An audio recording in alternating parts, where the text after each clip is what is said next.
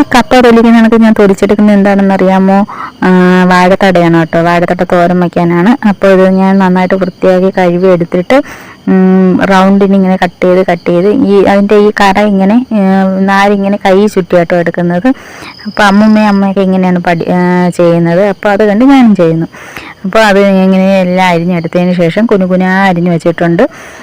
അതിന് ശേഷം ഒരു ഇരുമ്പ് ചട്ടി വെച്ചിട്ട് അതിലേക്ക് ആദ്യമേ ഉഴുന്ന് വറുത്ത് കോരി എടുക്കുകയാണ് ചെയ്യുന്നത്. ആ എണ്ണയിലേക്ക് തന്നെ കടുക് പൊട്ടിച്ചിട്ട് ഈ അരിഞ്ഞു വെച്ചേക്കുന്നത് അതിൽ കൂടി കുറച്ച് ഉപ്പും കൂടി ചേർത്ത് വേവിക്കാൻ വെച്ചിട്ടുണ്ട്. വെന്ത് കഴിയുമ്പോഴത്തേക്കും കുറച്ച് അരപ്പ് കൂടി ചേർത്ത് ഈ വറുത്ത് വെച്ചേക്കുന്ന ഉഴുന്ന് അതിലേക്ക് തട്ടി. അപ്പോഴത്തേക്കും ഞാൻ മോരും കാച്ചിട്ടുണ്ടായിരുന്നു. മീനില്ലാത്തതുകൊണ്ട് തന്നെ പപ്പടം ഉണ്ടാക്കിയിട്ടുണ്ടായിരുന്നു. അപ്പോൾ അത്രയേ ഉള്ളൂ.